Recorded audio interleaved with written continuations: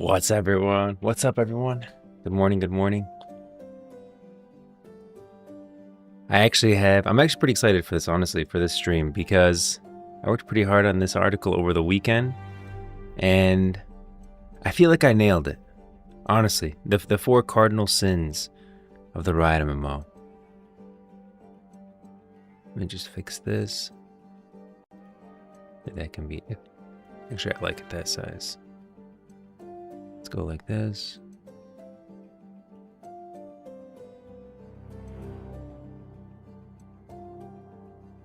Okay. These are the cardinal sins of the Riot MMO. The roadmap of perils that I think that if the Riot MMO team snags on any of these, honestly, I'll be pretty upset. And it's not because they're not rampant within the MMORPG genre today. They definitely are. It's just because if you're trying to do something different, do something different. Stand out from the crowd, and don't fall for these traps. And they are really traps. So let's get into it. This is how the Riot MMO dies before it's even born. The MMO genre is a graveyard of forgotten games, and the tombstones all have the same names carved on them. These are the fatal flaws, the cardinal sins that developers commit, which guarantee failure. Riot has a chance to build something that lasts, but only if they learn from the mistakes of those that came before. And my first cardinal sin? Well, let's go through the introduction first. The weight of expectation in Runeterra. Anticipation for Riot Games. Hey, what up? Just in time for my post-dinner chill period. Yo, what up, Como? Oh, where are you located? Post-dinner. Man, this is so early for me. I'm streaming like before work. It's 7 a.m. Introduction. The weight of the expectation in Runeterra. Anticipation for Riot's game's unnamed massively multiplayer online role-playing game is a major force in the game industry, building on the success of League of Legends, which has dominated PC gaming for over a decade. With more than 100 million monthly active users, Riot has a reputation for quality, competitive integrity, and deep universe of Runeterra. And I realize there's many people who say, hey, Riot doesn't have a good reputation with competitive integrity or quality. I'm going to tell you you're wrong. Riot definitely has a reputation for quality, and they are the name in the space for like esports, in my opinion. No one does esports like Riot Games. No one invests in their esports like Riot Games. And in terms of quality, I feel like no one cares about quality today like Riot Games. Look at 2xKO, how much they're already listening to the community. Legends of Runeterra, they're definitely listening to the community. We've got like voice lines back and stuff. What else is there? TFT's always done great. League of Legends, I think there's a lot of people that just don't like the toxicity of it, but I feel like League of Legends is a competitive game. Whenever you're getting into PvP, a lot of PvP, there's going to be toxicity. Freaking World of Warcraft arena was toxic as heck. Oh damn, Diligent, I'm in Australia. Oh, Australia, jeez. G'day, mate. I always liked the Crocodile Hunter. I know his son's going to be on Dancing with the Stars. Next up, these expectations grew. The community is not just hoping for a new game, it's looking for a potential heir to the genre. And I agree with that too. You know what? I talk like this isn't my article. I freaking wrote that, so of course I agree with it. But I think that the genre needs a revitalization, similar to when World of Warcraft released in 2004, where the MMO genre was like falling into the destitutes of like the basements of the basement dwellers, where no one really talked about MMORPGs. It's like pushed off to the side. A bunch of weirdos play it like it's over there. No one talks about it, and let's leave it over there. When World of Warcraft came out, no one was playing MMOs. Really, there weren't. Like World of Warcraft brought in the casual player, and I feel like this needs to happen again with MMORPG genre, where some game comes in that like revitalizes it, brings it back to life. Because right now, people will say World of Warcraft isn't dead, and I think it takes a lot to say a game is dead. Okay, freaking RuneScape isn't dead. There's a lot of games that I think World of Warcraft will be around forever. But from what it was, the height of like MMORPGs, freaking everyone was playing World of Warcraft. It's fallen a long way. These expectations grew when Riot leadership announced a reset of the project's direction. I think this heightened expectations for the Riot MMO, and now people are even more interested in it. I think that the Going Dark tweet For a while there, people were like, well, it's a long ways away. And now it's kind of looked back at with, okay, they reset direction because they want to do something different. So what's it going to be? They stated the initial vision was not different enough from what you can play. And I think that was a nod to World of Warcraft, since Trudemir plays that. And that they needed to create a significant evolution of the genre. This decision, followed by a commitment to go dark for several years, frames the project as a deliberate attempt to learn more from the genre's history, and you can read that in the article if you want. Yo, thanks for the follow, Turi. The long development timeline, typical of Riot's major projects, reinforces this perception of a studio taking the time to get it right. However, the Riot MMO's success will not be determined by its combat graphics or lore alone. Its fate will be decided by how it handles monetization, economic integrity, and player trust. The history of the MMORPG is a cautionary tale of cardinal sins that have corrupted game design and fractured communities. By understanding and avoiding these perils, Riot Games can deliver the genre evolution it has promised. This report is a roadmap for these perils, the cardinal sins the Riot MMO must avoid. So you got the cardinal sins here, you got envy, gluttony, pride, lust, greed, sloth, and there's the player base down there, and there's the MMO leader, I guess. So this was clearly created by AI. I think I did a pretty good job with my my prompt. So yeah, you got the cardinal sins, and these are what the Riot MMO needs to avoid to be successful. Look at the player base fighting over squabbles. The original sin, the spectrum of pay to win, and the corruption of progression. Pay to win is the most damning accusation against a competitive online game, representing a corruption of the core principles that effort, skill, and time should determine a character's power. Look at all these people. You can see, like, these people on the backside, they're supposed to be players that couldn't afford to play. They couldn't fight the big bad. And this is the payers. Look how good they look. They all put in the extra money for some more damage and whatnot, and they get to fight the dragon at 10 times 10 damage. It says Special 999, Ultimate Victory Bundle, Instant Max Level Gear, Pay to Win Power Up Chest, Pay to Win Power Up Chest, Exclusive Mount, Premier Battle Pass. So this is what we need to avoid. Even with the Battle Pass system, you can't have pay to win items in it, right? It can't be where a person doesn't pay, well then they fall into the wayside because they can't afford it. Modern pay to win is rarely blatant. Instead, it exists on a spectrum. So this is quite obvious, right? It's like victory bundle, max level gear. This is an obvious one, but it doesn't work like that. Like, you're not even going to notice freaking pay to win. That's the problem with today. A lot of times, even when I'm playing World of Warcraft, things are pay to win, people don't even realize it. It's like you've been dociled by how bad it could be, so you're okay with how bad it is. Modern pay to win is rarely blatant. Instead, it exists on a spectrum, from direct power advantages to systems that monetize time and convenience, creating a stratified player base and compromising game design. Deconstructing pay to win from direct power to subtle advantage. In the purest form of pay to win, it's a model where players gain a tangible advantage by spending real money. This can mean powerful items, exclusive content, or in-game currency. The MMO market has evolved to embrace more nuanced forms for this model, so there's pay to accelerate. This model allows players to spend money to bypass time-based progression, such as through experience boosts or level skips. While not offering an advantage unobtainable by free players, it devalues the time investment of others and allows paying players to reach endgame content faster. World of Warcraft, for example, sells level boosts and offers the WoW token, which lets players convert real money into in-game gold to purchase powerful gear. I think that pay to accelerate is one of the worst. I think pay to accelerate makes it where everyone's always said in World of Warcraft, revamp the leveling, make the leveling better. I think part of the reason the leveling hasn't been improved is because of pay to accelerate. They're incentivized not to fix leveling. They're actually incentivized to make leveling worse, because if they do, you're more likely to buy a character boost. They're actually incentivized to let bots destroy the economy, because if they do, well, the WoW token becomes more valuable. And there's no, like, the auction house isn't, you can't just go out, farm goods, and sell gear. So I think pay to accelerate is really damaging on a lot of, like, tertiary levels and secondary levels where it doesn't seem like it affects it, but then it does. Pay for convenience. Developers introduce points of friction into the game, the limited inventory space or slow looting, and then sell the solution in the cash shop. This creates a two-tiered experience where the baseline game is intentionally frustrating to encourage spending.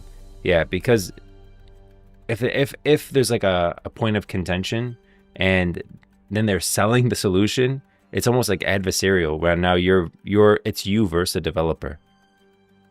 Pay to mitigate RNG. And I'm going to give examples of all of these. Where is this supposed to be? Oh, that video is not working. I wanted to show the character boost video. I'll pull it up.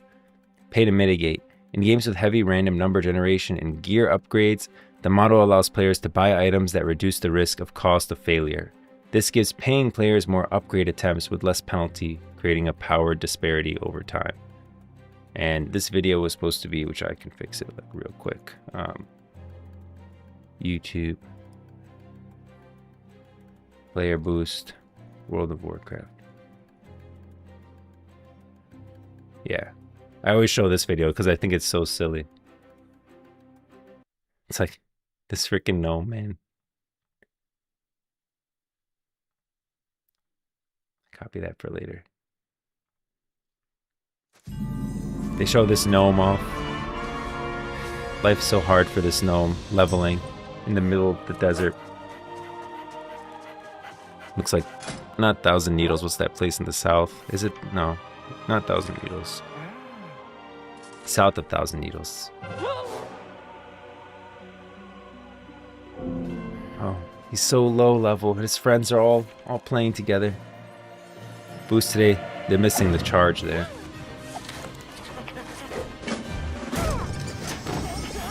Isn't a level boost like a crazy price?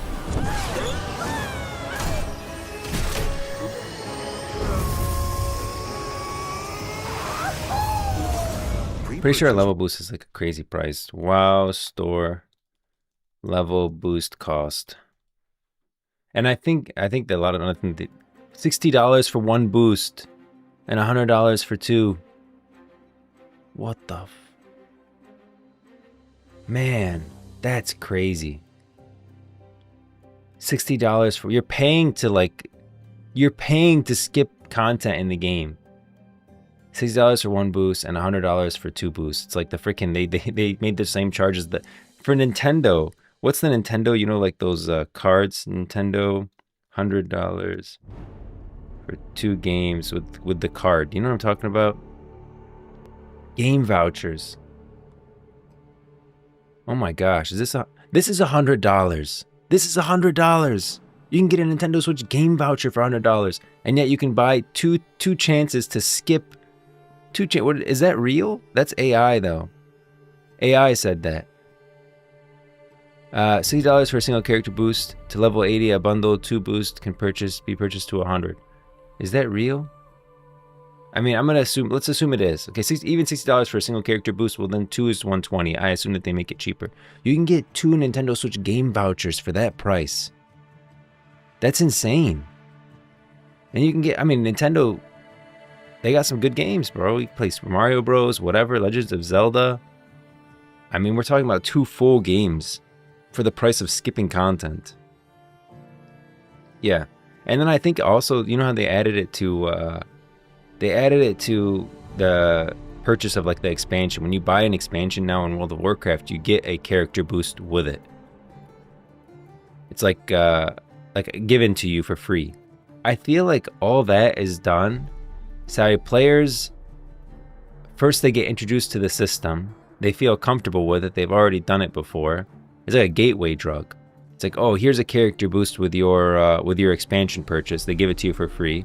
And sometimes I think you have to upgrade. But when I purchased it one time, they gave it to me for free. But then you can like purchase a higher tier or whatever to get it.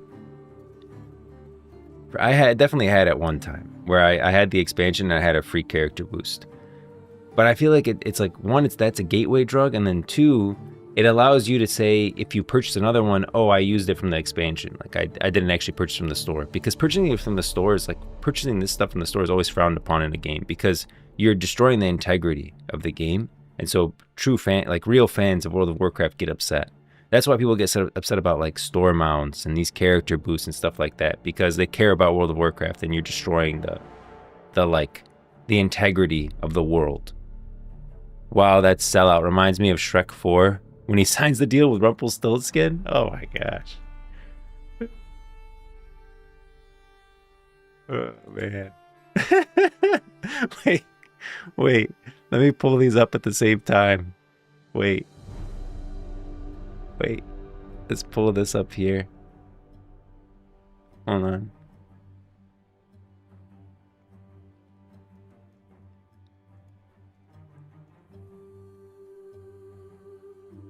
Shrek 4. Shrek 4 was, I feel like Shrek 4 might have been the best one. Shrek's one of those series that got better over time. Hold on. We need to get the right spot. We have to get it at the right spot. Hold on. Oh, but I can't pull them both up at the same time. Oh, I thought I could. Now I like screwed it up. I have to keep this wide. I wanted to like show them both side by side, but because I'm sharing the okay, hold on. Right here. Sign it. Go on. Sign it. Sign it. Oh, you signed it. Man, I might use that as a thumbnail. I might use that as the thumbnail for this video when it goes live. Hold on, we gotta replace the sound here. If we go like this and we play this. Day from your childhood it is. I guess there's nothing wrong with wanting a little time for myself. A little time for yourself. Tiny little hours. I'm still my own ogre. Yeah, he's still a World of Warcraft I never player. asked for anyone's permission before. So why start now, huh? Yeah. The boost.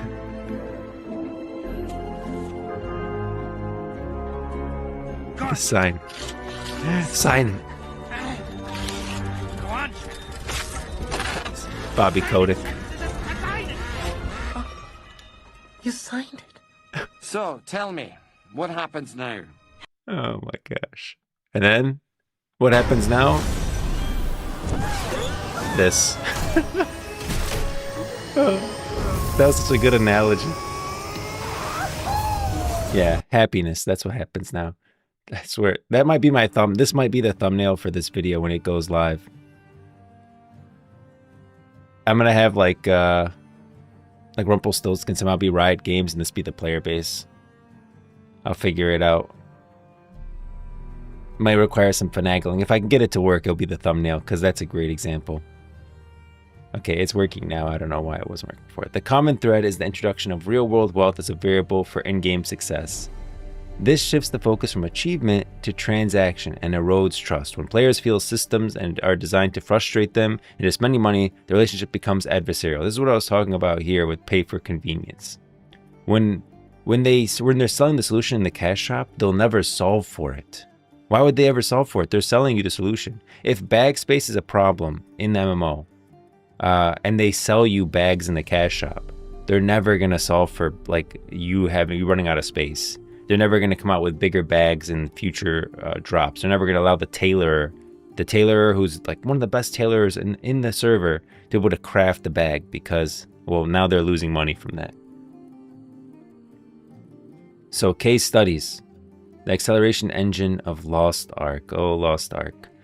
Lost Ark exemplifies a modern pay-to-progress system. The game progression revolves around honing, an RNG-based system for upgrading gear that requires specific materials. I mean, it's common, you get these materials, well, you can upgrade your gear with them.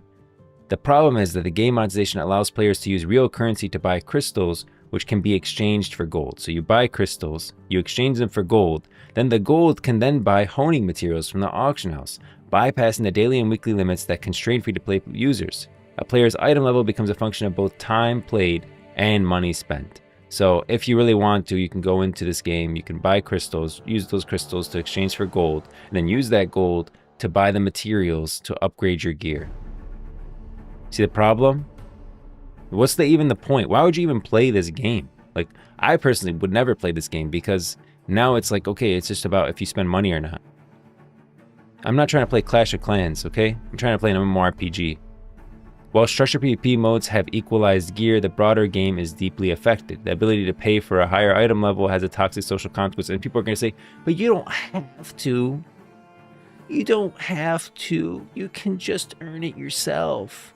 You don't have to participate in the store. All these, like, if someone's like a Lost Ark fanboy, you don't have to. You can just earn your gold yourself and upgrade your gear yourself. That's if you want to pay money. You don't have to pay. Well, you know what? Why would I freaking do it myself when someone can just put $100 into the vending machine and get it done? Why am I going to invest my time? I wouldn't. Well, structured PvP modes have equalized gear. They'll say, oh, but PvP it equalizes the gear, so it doesn't matter. I think it does matter. It does matter. The broader game is still definitely affected. The ability to pay for a higher item level has toxic social consequences. The community has developed a culture of gatekeeping, where players with lower item levels, often free-to-play players, are denied entry into high-end raids and dungeons. And I'm not saying that everyone needs to do everything, but if a free-to-play player is playing the game and they play daily and they work hard for, they're like every single day, hours a day, trying to get something in, no, they shouldn't be gatekept just because they don't pay money. And I'm not saying that a free-to-play player, no one should ever be charged anything. I'm saying that when it comes to a free-to-play player, they shouldn't be denied entry because they didn't pay. Which, when you're in this system, they would, because you can literally pay for power. So when someone doesn't pay, it's obvious, and then they won't get into like a raid or a dungeon. Party leaders favor players who have paid to overgear the content. This creates a vicious cycle. Free-to-play players are locked out of content needed to progress, while paying players surge ahead, undermining the collaborative spirit of the MMO genre. Yeah, it's like this image that I was showing you ahead of time, where the free-to-play players are out here on the background. They never get to fight the dragon because their gear is never good enough, no matter how hard they work. These are the paying players.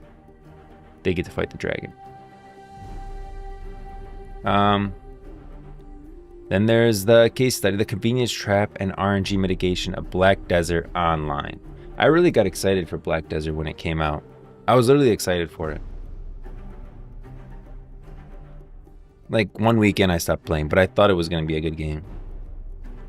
Black Desert Online shows how pay for your convenience can become nearly mandatory. The cash shop is filled with items that improve the efficiency of grinding mobs for silver and items. Essential convenience items include pets that automatically loot, a tent for remote storage and repairs, and weight limit increases. Now, of course, a lot of stuff I'm saying that, but you can get that in-game. It's just much, much, much harder. While players can play without these, and the tent you literally can't. I don't think it's possible to get the tent in-game. That only comes from the store. While players can play without these, their efficiency is so hampered that they are considered indispensable by dedicated players. This is a create a problem, sell the solution model. Manual looting is intentionally tedious, making auto-looting pets a near necessity. So here's someone talking about the pets. You can see like this has a loot cooldown, 50% for active pets. It's got like experience boosts and stuff like that. Item drop rate increase. Like, these pets are strong. You can get a regular pet and upgrade it in the game yourself. You can just do it yourself. You don't have to pay. Well, yeah, but you could just pay and get the best possible pet right off the bat. If I remember correctly, I recall hearing Greg Street confirm Riot won't have pay to win or pay for progression in canon interviews. Yeah, he definitely did. But Greg Street's been gone a long time, so maybe we need a little reminder. Greg Street definitely said that there's not going to be any pay to win or pay for performance, which Riot's been notoriously good for this. I've never been seen any pay to win in Riot's games, right? Even in League of Legends, Legends of Runeterra, the newer game, 2xKO is not going to be pay to win, but it's much easier to fall into the trap when it comes to MMOs. The traps are a lot less obvious, and these are like we're starting at the most highest obvious level. It gets more like difficult and gray to tell the difference between pay to win and not pay to win as we go down. So this is like, okay, yeah, you can get a pet and you can level it up yourself, or you can just, buy it off the store. Well, you can get a pet and free to play and level it up to the point where it's auto loot quickly. Using real money allows you to get the T4 pet significantly faster than playing for free. And so if you're starting out a new character, yeah, you're gonna want this pet. It's gonna give you a huge advantage over everyone else. It's gonna give you a ton of money while you're leveling. It's a big deal. Buying pets directly. The most direct way to get a T4 pet faster is to purchase T1 pets from pearl shops with real money, pearls. You need multiple low-tier pets to combine and reach T4, and buying them directly bypasses the slower process of obtaining free pets through quests, events, and central market, which relies on other players selling them. The higher success rate as well. While free pets can be exchanged, purchasing and combining the necessary number of pets with real money ensures a 100% success rate for upgrading to T4. This eliminates the risk and time loss from failing exchanges when relying on chances with fewer pets or free pets. I mean, I'd be surprised if majority of people don't just buy a pet in Black Desert. Unique pet skills. Some pets available for purchase in the Pearl Shop offer unique and powerful skills like increased gathering drop rates, Hedgehog, which provides an advantage to certain activities. The benefit is tied to paying for specific pets. This is, a lot of people would say, oh, it's not pay to win. Like the pet system is whatever, you know, you can do it. It's not like gonna make a player better than you when you go one-on-one in a PvP match or something like that. But it does create a pay to win aspect just for the world overall. League of Legends has pay to win, by the way. Runes used to be buyable. Thank God they removed that. Yeah, I wasn't playing during that time, but if they did, I mean, I would have been like yelling it from the rooftops that this is the stupidest thing they could have ever done. Yeah, so there's always a risk. You got to be careful, man. You just need the right corporate junkie to walk into the office and say, let's do this, we'll make a bunch of money. And the lawyers and everyone comes in and says, yeah, great job. Gets a pat on the back. You can destroy a game. So especially the thing is with an MMORPG, like we're starting with what I'm telling you, what's really obvious, but like that is obviously pay to win. But you get into like really granular stuff, really gray areas where it's like, is that pay to win? And I'll show you that it is. You can also use real money to buy Pearl Shop items like costumes and then sell them on the in-game central marketplace for a large amount of silver. This silver can then be used to purchase pets listed by other players, accelerating the process. See, this is more indirect. It doesn't seem like it's pay to win at first. Like, oh, it's just costumes. You can just purchase costumes. But then you can use those costumes, convert that to silver by selling it, and then use that silver to do whatever you want. The core function of a pet is to automatically pick up loot from killed monsters. Having 5 pets at a higher tier like T4 means faster looting and extension. More silver, more materials earned per hour. A player who buys pets can grind more efficiently than a player who doesn't. And the problem with this too is that looting is intentionally made annoying. And they're not going to fix it, because why would they fix it? It's a pay to win model, so they want you to go out and buy the pet. Ultimately, paying money for pets speeds up progression and provides benefits like enhanced gathering or increased combat experience. While it's possible to reach tier 4 pets without spending money, it requires more time, patience, and reliance on in-game luck or events. Even if I was really invested in Black Desert Online, I would buy a pet. I would. If I really wanted to play Black Desert Online, I would consider it a standard cost. So this is your cost to play the game. You want to play Black Desert Online? Well, you have to buy a pet. Otherwise, it's going to take you forever to get a tier 4 pet, and then you would lose out on so much that you could have gained over like the span of your playtime. Look at this discussion on Reddit. Is the tent really worth it? Have some questions. With a 10% coupon, I'm thinking about pushing the trigger. Oh, 10% coupon's going on. Just a few questions first. I can take the tent in and out of my inventory and place it anywhere. Can I grind endlessly with a repair near? Because it has like a repair feature as well. Can I use the villa buffs without paying the fee? How do the buffs of the campsite shop work? What are the benefits might not be seeing? Thanks for reading, guys. And he has his answers that yes, you can use the roads, all that stuff. This is worth it for a villa buffs and mobile repair if you are a 9 Duraboss gear from repeat seat failures. So tent failures. Guys, the tent is the most, like, you could have made a whole system around the tent. This could have been borderline player housing, which like would be an awesome player housing system where you have like this tent that you put up almost like Harry Potter, you know, where you put out the tent, you walk in. Who remembers that scene? I love magic, man. Harry Potter. He walks into the tent. Harry Potter, when they're going to like a Quidditch tournament. Not Rumpelstiltskin. Harry Potter tent scene. I love magic. Right here. The port key, Harry. That looks... Who uploads something in 360p? Who would do this? 480p? Oh my gosh. Oh my gosh.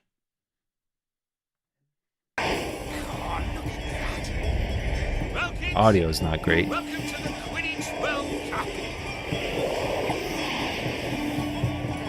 Audio is really bad in this one. Where they record it on his phone? My gosh. Alright, well, we're gonna watch this one, guys. It's too bad. The audio is bad, but at least it doesn't look bad.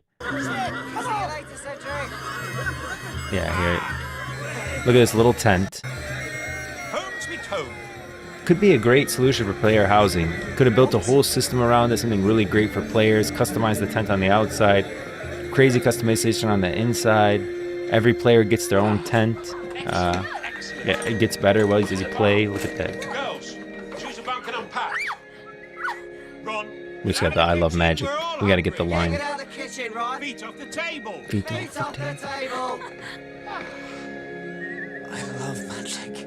Yeah, it is magical.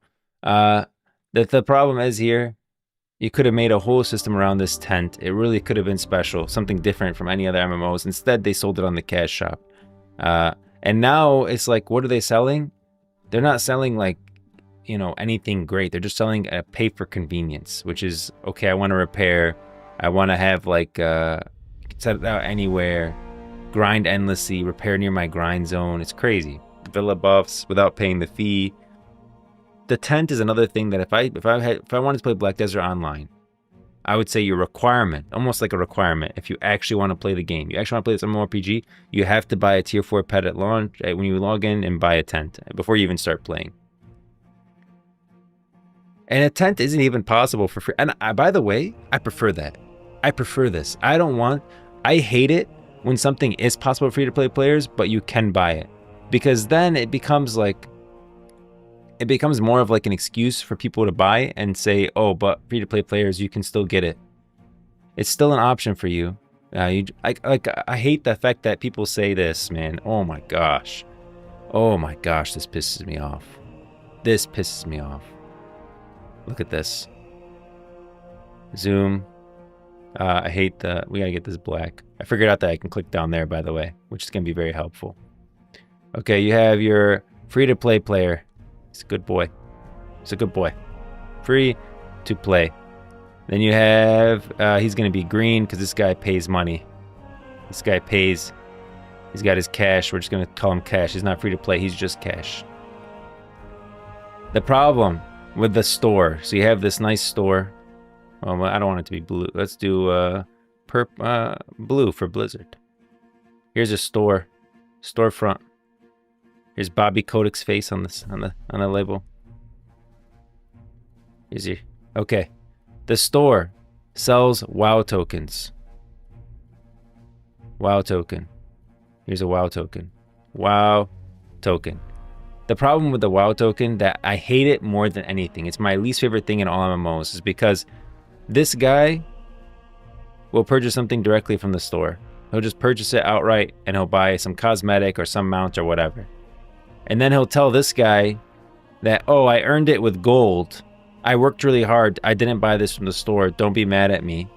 I got gold that I earned in-game grinding mobs in the forest, killing boars. I traded that with a WoW token, and then I used that WoW token to buy it. And so I used gold. I'm not like these people up here. That's not me. In reality, that's what he did, right? He just bought it from the store.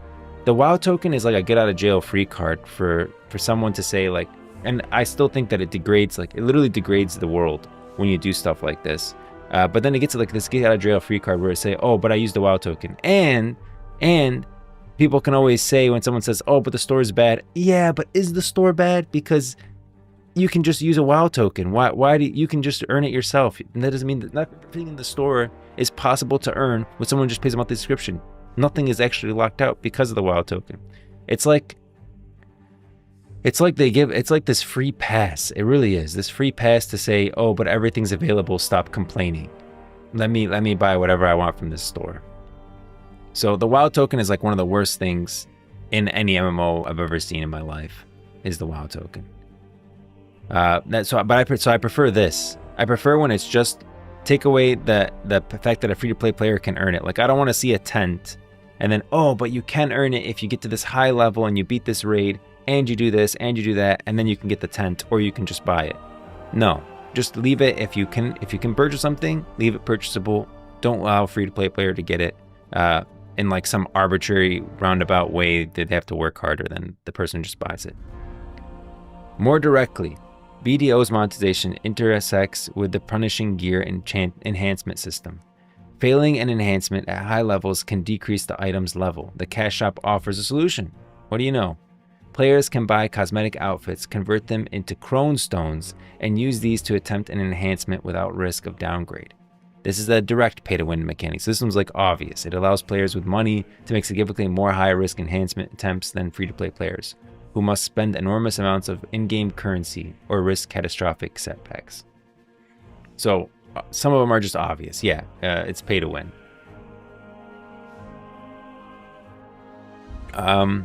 Free-to-play have to pay with their time grinding reason. I hate Genshin whales. See, yeah. They say like, okay, you can pay with time. You can pay with time.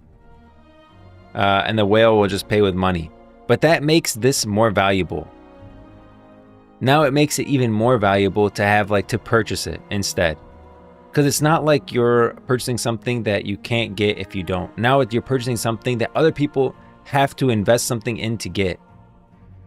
Like the fact that a free-to-play player has to invest time to obtain something makes the purchase of it more valuable, because now time is an additional cost that you're alleviating by purchasing it, compared to I was just purchasing it outright. It's just a purchase, and someone who doesn't purchase it can't get it. Because now this time, like you almost purchase that time as well. It adds value. It adds value. When you make something a free-to-play player can get it by investing extra time, it's actually worse for the game. Well, the cost to win in BDO is astronomical. The mechanics existence is the core issue. It changes the nature of progression. For the free-to-play player, a high-level enhancement is a monumental achievement. This is supposed to be like a big deal. For the paying player, it can be a matter of financial force. This disparity cheapens all players' accomplishment and confirms the wealth is direct path to power. That's the worst part. It cheapens all players' accomplishments. That's what has to be avoided. You can't cheapen what players are doing in the world because you can make money on it. So we went through like the monetization categories. There's direct power, you know, you just purchase it, whatever. There's pay to accelerate, which is real money is used to bypass. Time gated, there's Lost Ark honing. We talked about World of Warcraft, WoW token for gold. The level boost, that's a direct pay to accelerate. The level boost is bad. Devalues the time investment of free-to-play players. Pay for convenience. Create a two-tier. This is like Black Desert Online. That's pets, tents, maids, all that stuff. That's auto-looting pets. You're paying for something to be easier. And there's RNG mitigation, which is like Black Desert Online again. I gave that example. That's the sin of pay to win. That's the obvious one. This is the most obvious example of like the original sin, the spectrum of pay to win and corruption of progression. That's the one that you can see easily. It's no problem. Everyone sees it. Like when I talk about it, you're like, yeah, that's pay to win. Now there's the sin of monetizing, the sin of vanity, monetizing player identity and visual progression. In modern MMORPGs, style is often as important as power. For many players, the true endgame is curating the perfect look. This concept, transmog is the true endgame, makes a character customization a core gameplay pillar. Monetizing this pillar is not a harmless alternative to pay to win. It devalues player achievement, weakens the game's reward structure, and exploits the community's investment in self-expression. Look at this. This one hurt. This is the commencement. Commemorate 15 years of World of Warcraft with the new alabaster mounts. Look at these things. Look at them.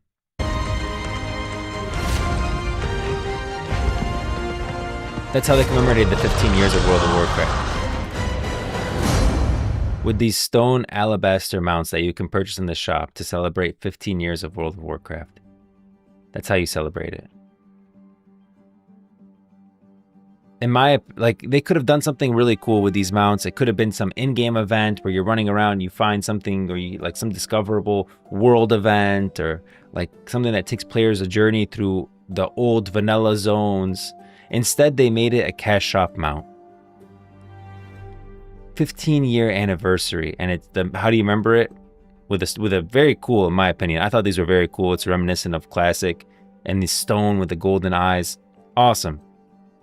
But you just made it a cash shop mount. And then when it comes to mounts, mounts are a lot of times players' identity. A lot of times players see mounts and it's like, oh, you recognize that kind of mount as something that was difficult to get or acquire. We talked about ahead of the curve mounts last time.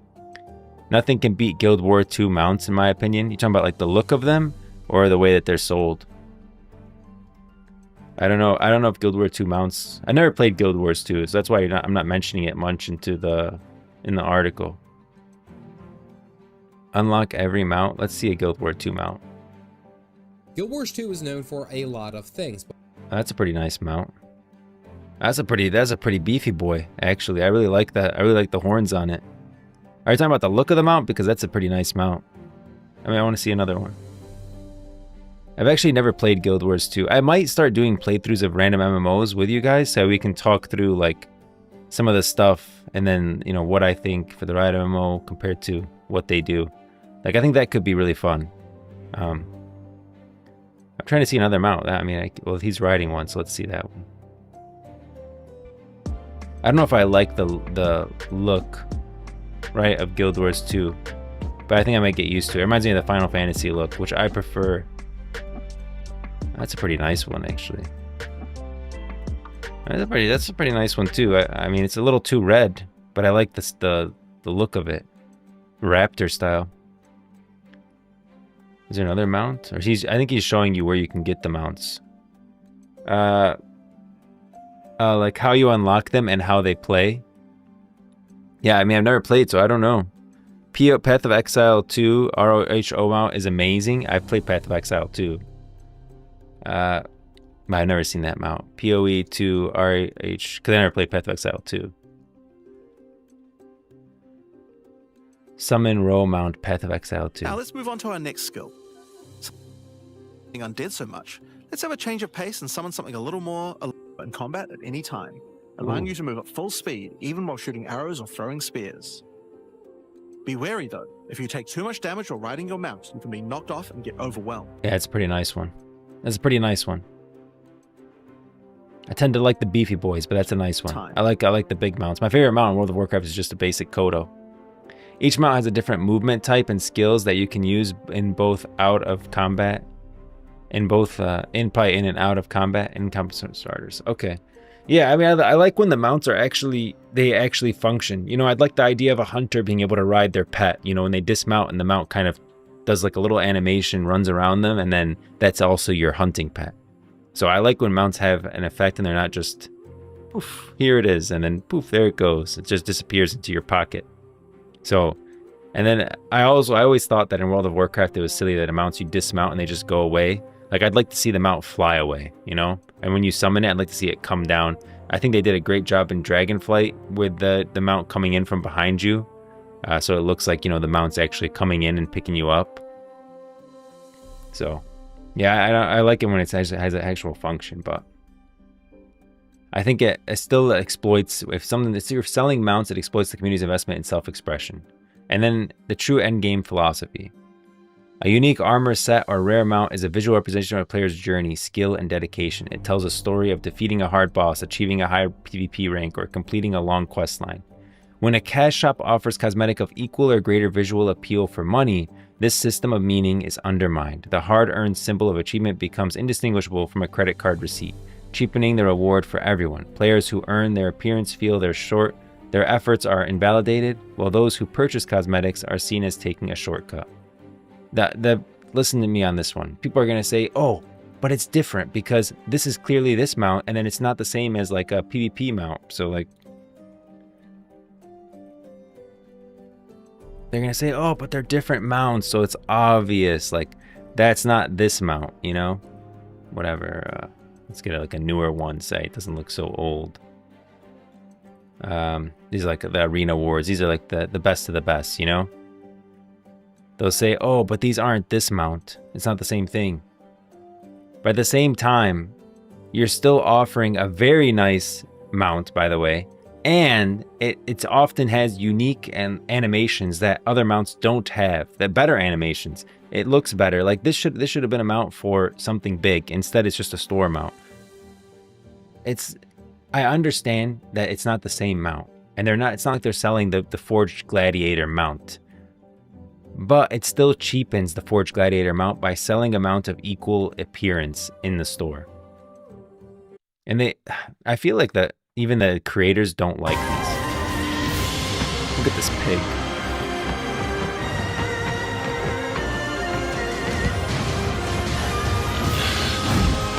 And then they have unique animations as well. I gotta stop expanding. Every time I expand it, for some reason, it takes me to the top of the page. Look at how it has unique animations as well. This mount is awesome. Imagine you're playing a monk in World of Warcraft. You would love this mount. Look at the flying animations, guys. Look at this. And look, you're so heavy with gold, you fall to the ground. Lucky Yoon. It's like Blizzard's like, yeah, you were so heavy, so rich that you just had to spend money on this mount. Like, you're just loaded. Unique animations. They're always the best mounts. The best mounts always end up in the store. The store first design trap when in-game rewards suffer. My dream for Riot MMO is to have land mounts, flying mounts, and underwater mounts. Yeah, they have those in World of Warcraft. We have all three. Land mounts, flying mounts, and underwater mounts. I can make an article about flying, and I'm sad to say this, but I can make an article about flying and why I think that you should never do flying in MMO. Never have flying mounts. I think it's something that you can't really come back from, and once you give it to players, you can't take it away. Because World of Warcraft has tried to take away flying many times. For example, when an expansion launches, they disable flying, right? And you have to unlock an achievement to be able to fly. They changed that with Dragon Isles because flying was a big part of that whole expansion, which is what they have to do from now on. They just have to make flying, saying that you're going to be flying, so make it just a part of the expansion. You can't lock it and then unlock it later. But the reason that they do that is because you kind of miss out on a lot of the world. And it also kind of destroys the community in a lot of ways. Like before, we used to run around and see people. Now it's like you go up and you fly down and that's it, you know? Like, if I refresh the pages to give me a new one. If I just go like this, does it give me a new one? There you go. Yeah, before we used to like, interact with people because you're on the surface and you're running from like this node. You get some node over here, you get some node over here, whatever. And you in between, you'd like interact with people. You know, maybe you'd fight a horde player over here.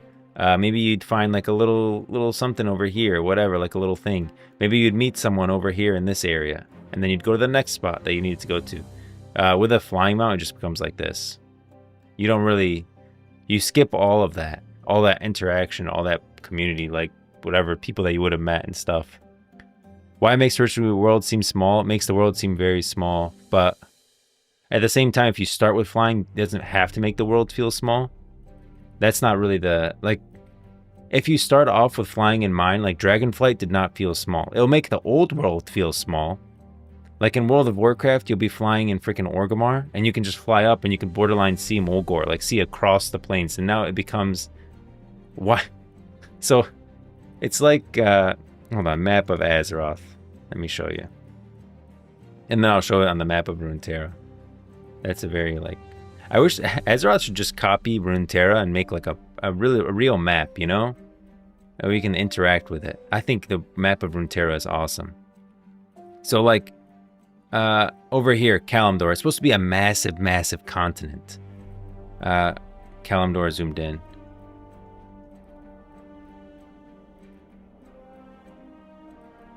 Yeah, and you can see like there's, it's hard to show here. Is it this one? This one. Wait, you can see it here.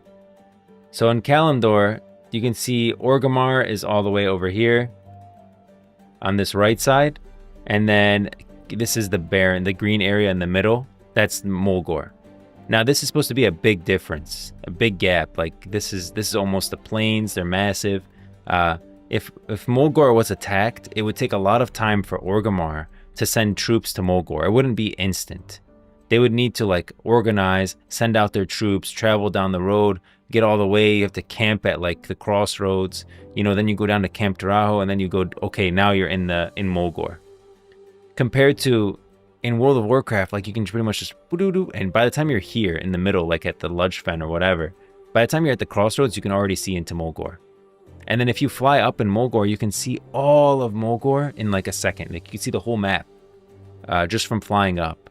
Compared to before, like Mulgore felt pretty big, you know? And that's just because travel time was slow. Your character literally ran slower in Classic. So it's not so much as you're dampening the player's speed. You're making them feel the world. Like running should take a little bit of time, and that's okay because it makes the world feel really big. The world is infinitely bigger right now in retail, and yet it feels infinitely smaller than Classic. Classic is the biggest the world ever felt. The world felt much bigger in Classic than it did today. And all Classic had was Kalimdor and Eastern Kingdoms. Now you've got Northern, Broken Isles, Kultiris, Dragon Isles, Dendalar, Pandaria. And I'm not even saying people say, oh, because the expansion came out, like you can just see that world, that little section. That's why it feels smaller, because Pandaria is not as big as Kalimdor and Eastern Kingdoms. It's not even just that. It's that you can just traverse it so quickly. Like Kalimdor feels smaller than it did before. For flying mounts, I think the world/map is structured for them. I think wouldn't be so bad. Yeah, it wouldn't be so bad if the world is structured for them. But the problem is that you're missing out on all this in the middle. And that's really the good stuff. I think this is important. This is good stuff. We like that. We like that you're running and you interact with it. You get into a fight here. You find some little crevice that you wanted to explore here. You meet someone here and you help them kill a mob. Like this guy was fighting on this side and you're like, oh, let me help him out. And you go help him out, kill that mob. That's good stuff. And I think that you lose that with flying because it just becomes, you fly up and you fly to the next location. Fly up, fly to the next location. It does make the world feel smaller, but I think if you start out with the world like that, you're not going to suffer from what World of Warcraft suffers from, where the old world feels extremely small. So the world would be designed around that, right? But the problem is you're missing a lot. The cosmetic cash shop, but going back into like the store and stuff, the design trap when in-game rewards suffer. The cosmetics cash shop creates a conflict of interest for developers. When cosmetics are a primary revenue driver, there is a financial incentive to make the most visually striking assets exclusively to the cash shop, while in-game rewards are designed to be comparatively bland. The store-first design is a betrayal of trust, as a developer is actively making the core game less rewarding to drive sales. We were talking about that one mount. I was showing you like arena mounts. World of Warcraft. Where are like the arena mounts? I think it was Wowpedia. Oh no, it wasn't. I mean, this shows them. Like the arena mounts every year are supposed to be like, these are like I think one of the hardest mounts to get in the game. This along with like your mythic mount or like AOTC mount are probably the hardest mounts to get. Yeah, okay, this mount here. Right here, this looks like the most recent one. Astral Gladiator. This is the War Within Season 3. This is literally a recolor. This is a recolor of an old mount. This was a mount already. They just recolored it. Nothing special about it. It's just a recolor. It's got some armor on it. That's cool. But it's the same model. Like it's not like they created a new model of an original mount for this reward. It's an old mount, and they just added some color to it, and it looks like some armor to it. That's it. It's got no new animations or anything. However, I can guarantee you that if you go into the store right now, you'll find something that's better than this. Like these Spirit Darter Transmog, these are literally wings. These are like some of the first wings that you can get in World of Warcraft. This was before wings were a thing. It's like a unique back piece. These are wings that weren't obtainable, and they're like, imagine being a druid, which I play. You know, would have loved these freaking fairy wings. And you run, look at the animation. This is when people are running around with basic cloaks, guys, at the time when this was released. Unreal. Finally, your weapon works with it. It doesn't clip through your cloak. What an experience. I was jealous, man. I never bought them because I don't do that, but wow. Wow. Something special for sure. I mean, that was just pretty. They were very pretty. This has been a complaint in many titles. But if the others are also flying, can't they bump into each other the same? For flying mounts, I think, yeah, so I was saying that. But if others are also flying, can't they bump into each other the same way? They can, but it's just a lot more space, right? Now you're dealing with whole other axis of traversal. that makes it less likely to bump into each other. Also, like in World of Warcraft, at least the loading time, the time it takes for a player to load in. So by the time you see that player, it's like they're gone in an instant. They could just fly away from you too. It's a lot easier to get away from someone when you're flying than when you're on a mount. I mean, if you're chasing someone on a mount, they can go left or right. If you're chasing someone flying, they can go up, down, left, right, maybe turn around completely. It's going to be much harder to stay on top of them and catch them. If they had to monetize skins as cosmetics, I would want them to monetize the ability to transmog and have all the cool shit you can unlock earnable in world, instead of just throwing everything in the cash shop. Yeah, but see, it's a slippery slope, because that's what it is in World of Warcraft. Technically, this is earnable in game. Technically. Because what I was saying before, where they sell a WoW token, and the WoW token can be purchased with in-game gold. Then you can use that gold to purchase, use the gold in-game to purchase the WoW token, which can be used to purchase this, you know? Because the WoW token adds money to your account, like your actual money account for Blizzard. So it's technically all earnable in-game. It's just a slippery slope when you say, I think it should separate. If you want to have a cash shop, it has to be separate and not earnable in-game, because then it creates like a vicious loop where now it's even more valuable because you're commoditizing time. Because now the time investment that someone would invest to purchase it with gold becomes part of the value add. And also now the person that actually does buy it is just going to say, oh, but I didn't actually buy it. Don't worry. I earned it in-game with gold, and that's how I got it. It's worse. It's worse. It's a slippery slope, and I don't think anyone can do it successfully when you're in a company, a corporate. At the end of the day, corporate behavior comes into play. So this has been a complaint in many titles. In games like Guild Wars 2 and Black Desert Online, players note a stark disparity in quality between cash shop outfits and gear acquired through gameplay. The result is a world where the most dedicated players may look unremarkable compared to a new player who just spent $25. This erodes a key motivator for a long-term engagement. These mounts are all like unique.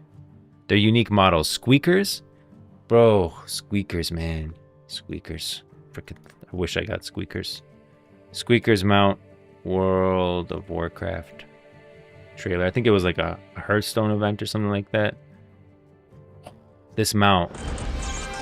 Look at the animation on it. Look at that. Look at it. Mounts don't do this, guys. In World of Warcraft, mounts don't do this. Mounts don't freaking create their own fucking tornado, spin up into the air. Look at this. Oh my gosh. Oh my gosh. It's a unique model. There's no other mouse in the game. That's the only freaking mouse I know of. If you know of another mouse, let me know. But, oh my gosh, man.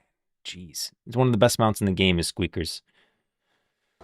That's one of the best mounts in the game. It's only purchasable through the cash shop. Because they're incentivized to do that. They're incentivized to put the best mounts in the cash shop. Just because it's like, whoa, can ride Twitch. I know, man.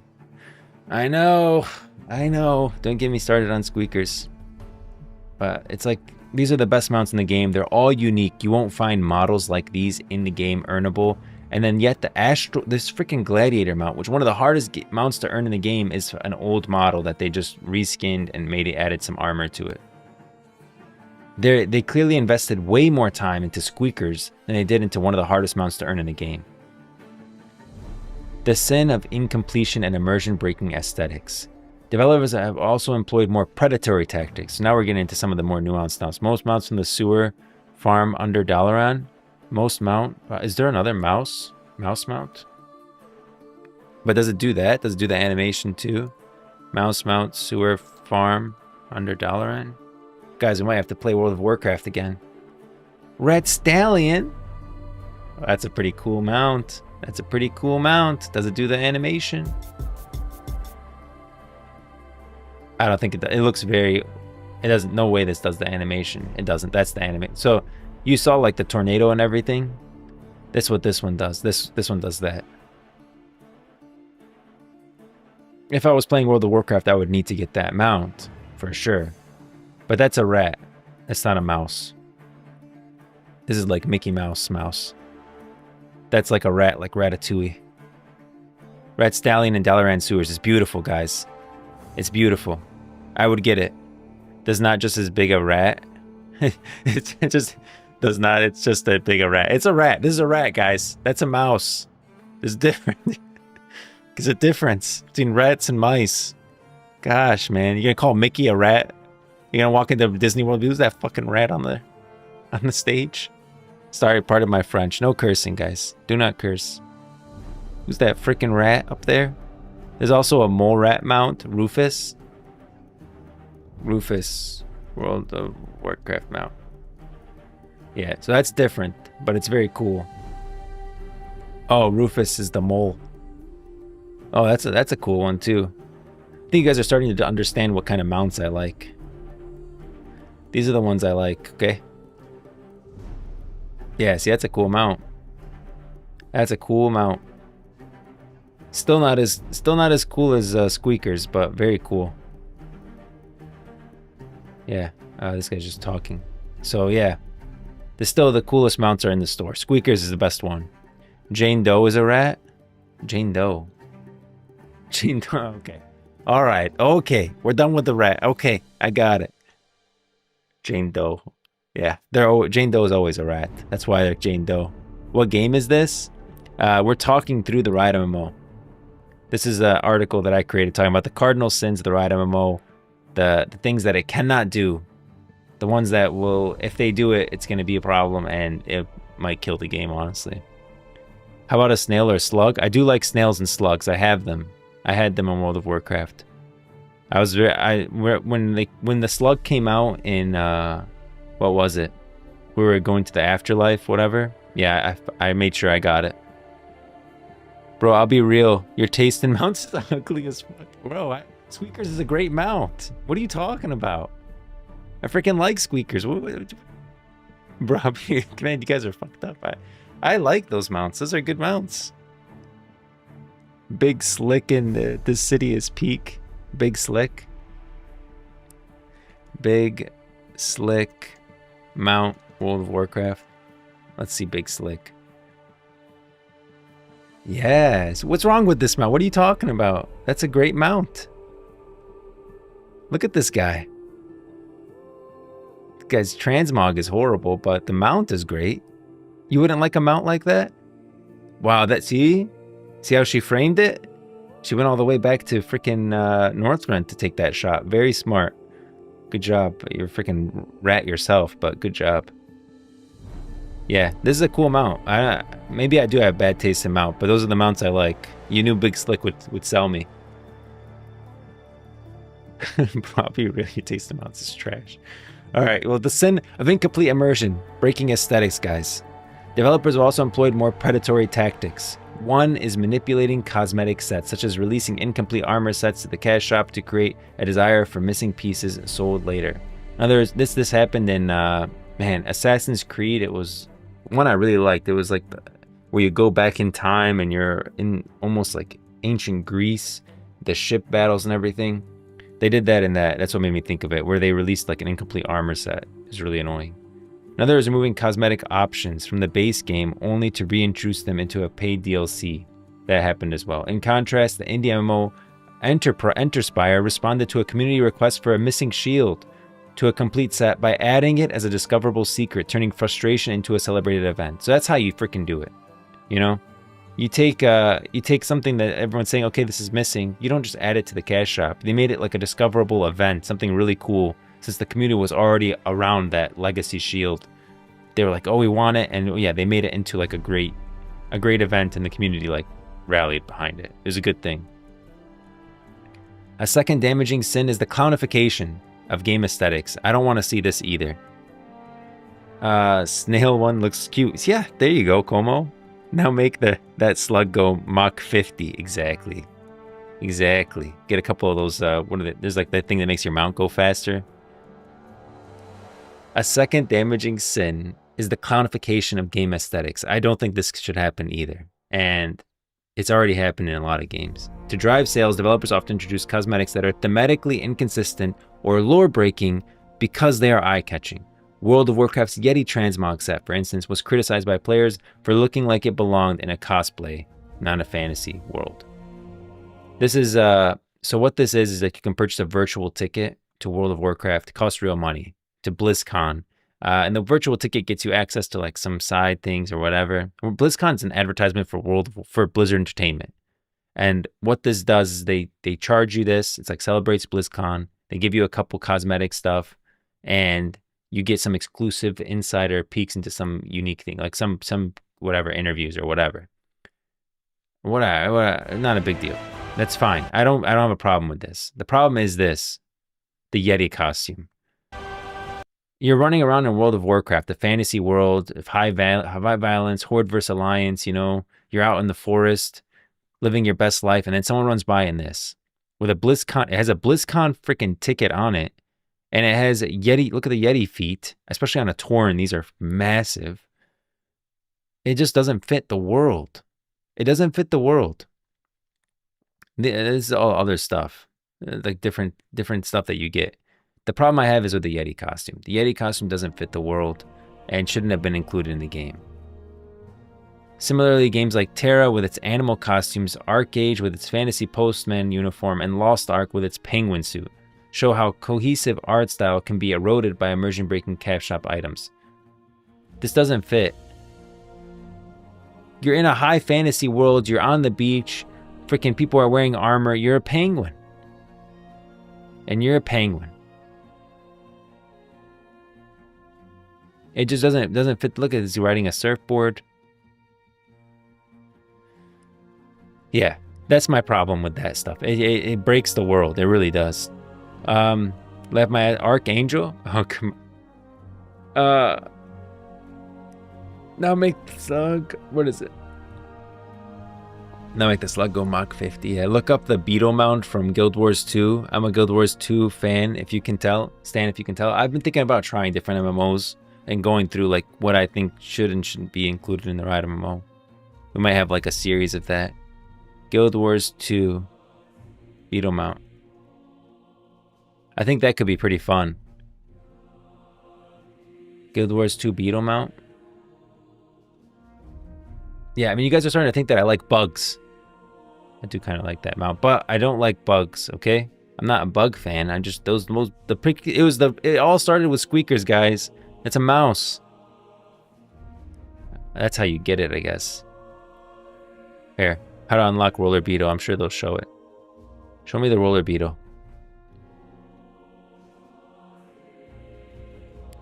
Maybe they'll show it at the end. When do I see the roller beetle? Is he gonna ride it here? I guess not. Complete guide to the roller beetle. Usually they start out on the mount. Mount up.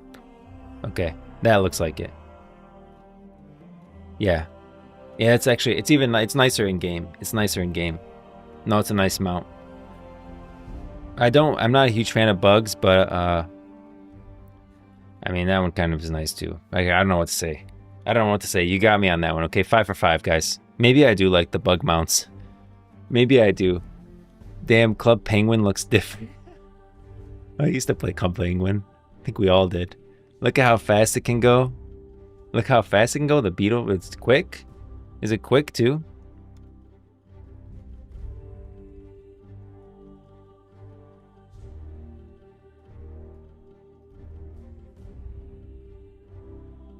Base speed of 600 units per second that can be boosted to 1800 units per second. You can double its speed. Reach insane speeds with the beetle mount.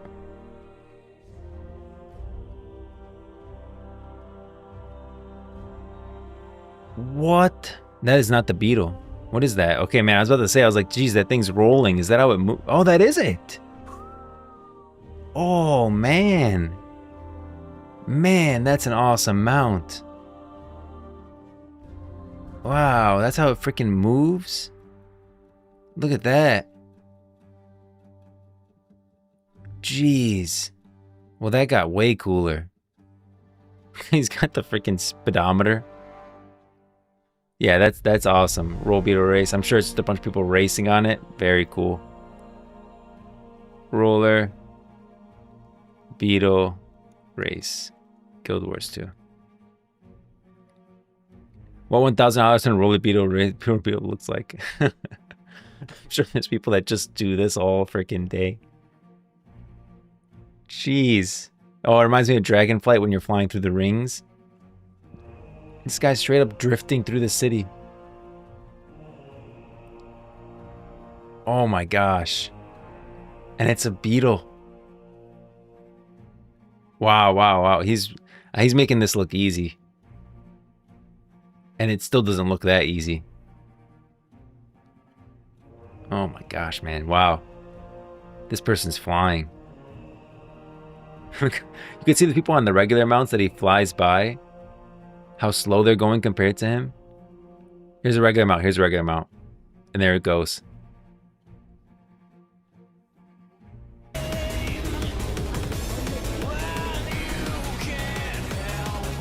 He should have put this on. He should have put Sonic on instead. Hold on, I'll get it right. Hold on. One sec. I'll get you guys the right song.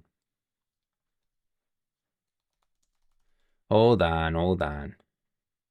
Here we go. That's what you need. That's what he needed. That's the right song. Man, this person flew. See?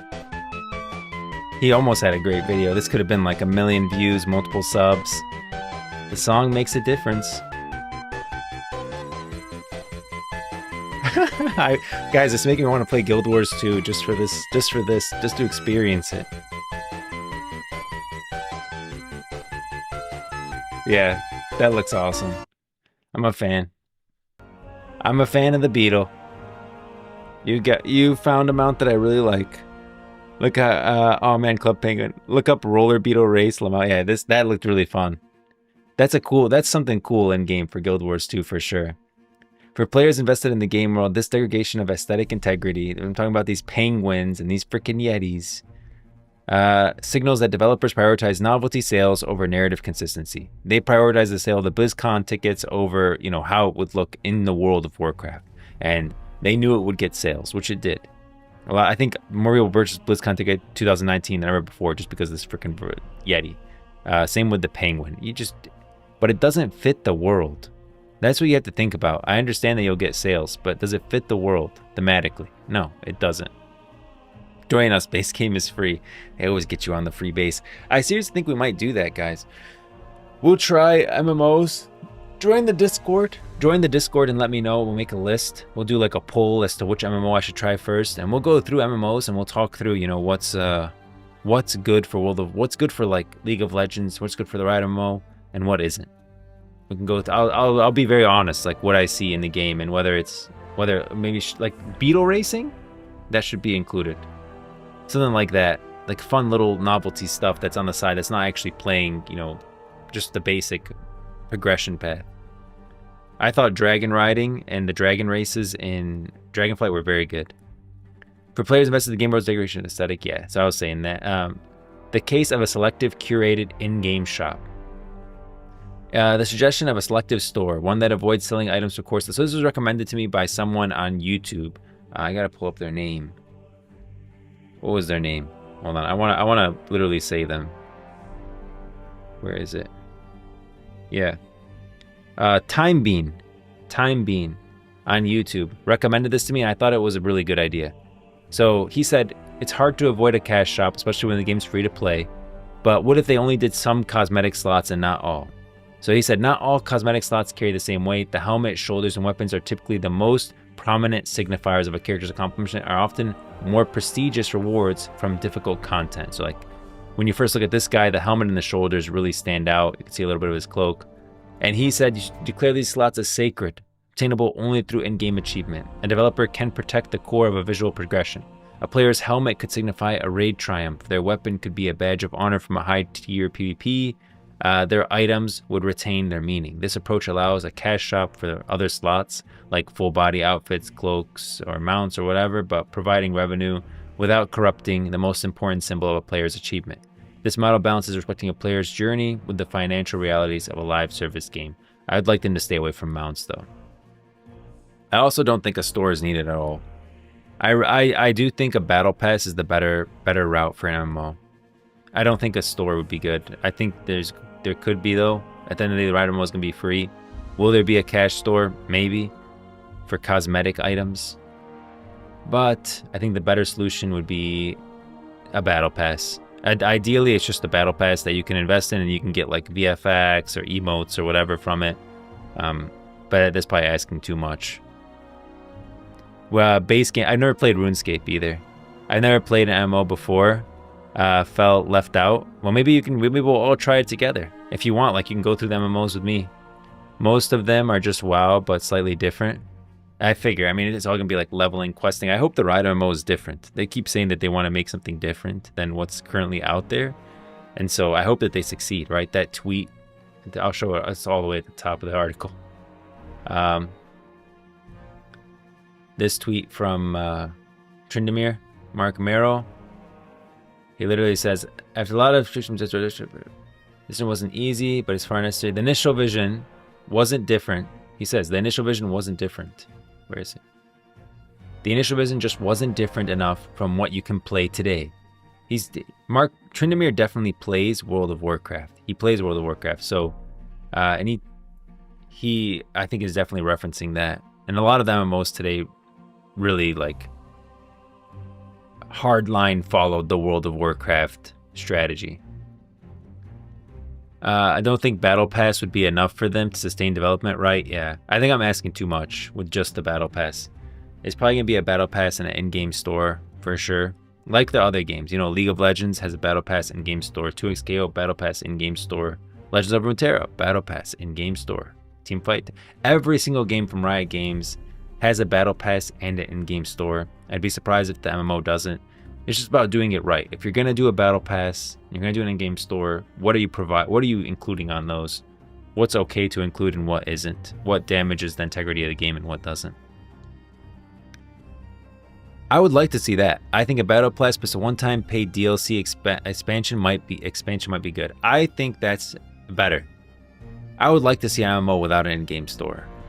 But I worry that like World of Warcraft has a subscription fee.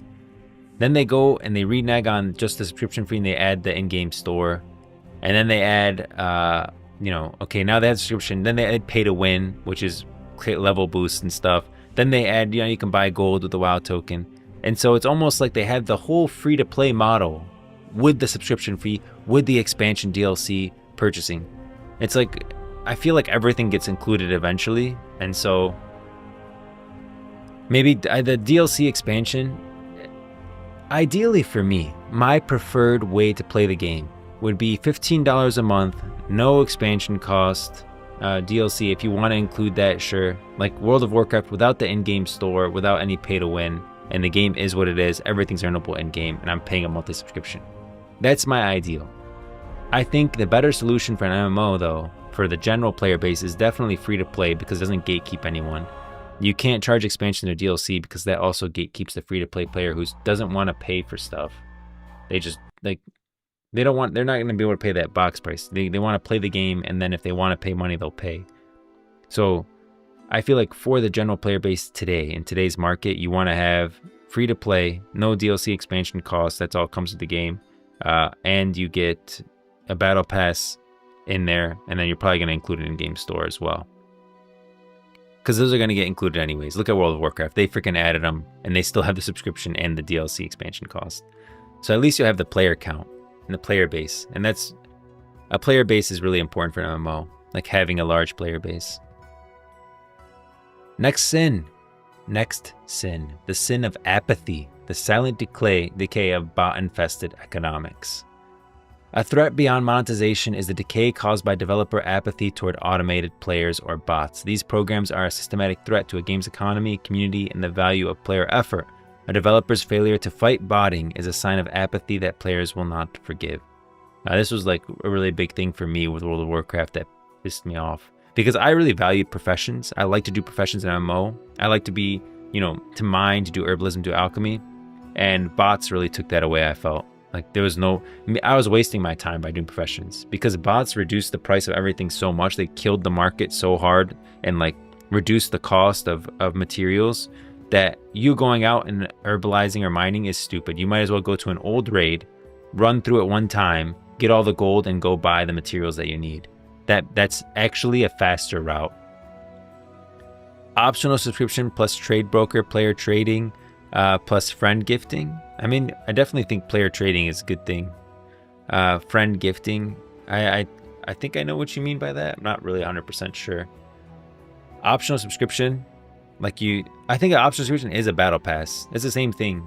Really think about it, like a battle pass. Let's say it's like once every 3 months you purchase a battle pass, or once a month you purchase a battle pass. That's the same thing as a subscription. It's an optional subscription. Like you can pay it and you'll get extra stuff while you're playing. Like the same thing, you know? So optional subscription, I think we're on the same page with that with battle pass. Or have they the base game for free and then DLCs are paid? If the free-to-play players like what's in the base game, they're more likely to buy the DLC/sold on the game. Cough, cough. Yeah. I mean, but all games have that too. But World of Warcraft, that doesn't seem to work. Like, they have the base game for free. I think you can level to level 20, and then you can pay. They have that. I'm sure a lot of games have, like, you're free to play at the start, and then you can, okay, if you want to buy, now you can buy. The problem is that it still gatekeeps a lot. I think that it's like, the free-to-play players want to be able to play for like a month, 2 months, and actually play the game. With the free-to-play, like you're not really playing the game, you're just leveling. And so all you really get is the art style and the look at the general game and the feel of the combat. You don't actually get to play the game. They want to play the game. Like a Valorant player, free-to-play, Valorant's free-to-play. They want to play Valorant, play a bunch of games, kill, get a feel for the actual game. Then maybe they'll buy a skin or a battle pass. And that takes like 3-4 months of actually playing the game, not just, oh, you can join the bots, like the bot dummy, whatever they call it, like the training grounds, and shoot around for free. Or you can battle against AI, like an AI opponent, and do trainings and see how you feel. And then if you want, you can buy it. Battle pass would be skins, mounts, etc. Yeah, there's other options. People were saying like VFX and stuff like that, or emotes. Like, you can do emotes in Legends of Runeterra, emotes in 2XKO. People were saying maybe that you can do emotes or something like that. Other stuff, other than mounts and cosmetics. But it's hard. I want to think of other ways to monetize without degrading like player value. Someone's Time Bean said, sacred slots. They don't sell any helmets, shoulders, or cloaks on the battle pass or in-game store. So those are like sacred slots. If you're gonna give mounts as rewards, you can't sell mounts.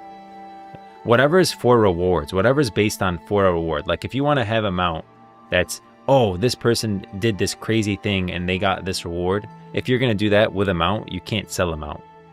Anything that's like that, they can't tie.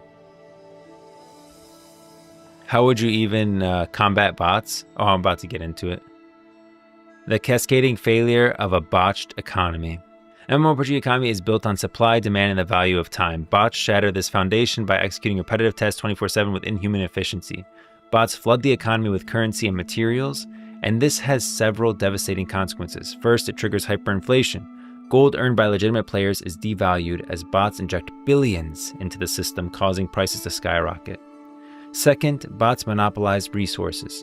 Key farming spots become overrun, making it impossible for legitimate players to participate. Finally, botting fuels illicit real money trading, so gold farmers. They operate bot networks to accumulate wealth, which they sell for real money, destabilizing the official economy and undermining the developers' revenue models. This is a study of World of Warcraft that estimated the indirect cost of botting to be approximately 18 million USD per year. So, clearly, World of Warcraft has a problem. It's like someone literally did like this was probably for school, and they wanted to do something that actually interested them. I did a couple of these during my master's, so I think buffalo.edu, skku.edu. This is like a student report, and they did that, so that's pretty cool. Bots are expensive, and World of Warcraft definitely makes money on them. You got to remember, every single bot is a subscription. And every subscription, World of Warcraft makes $15 a month, not including the box price as well. And then, by the way, the WoW token, because these bots use the WoW tokens for their subscriptions and to purchase the, they use the gold that they accumulate with the bots to purchase WoW tokens and the box price subscriptions. And the WoW token is actually worth more. A subscription is $15 a month. $15. Hold on. A subscription is $15 a month. A WoW token is $20.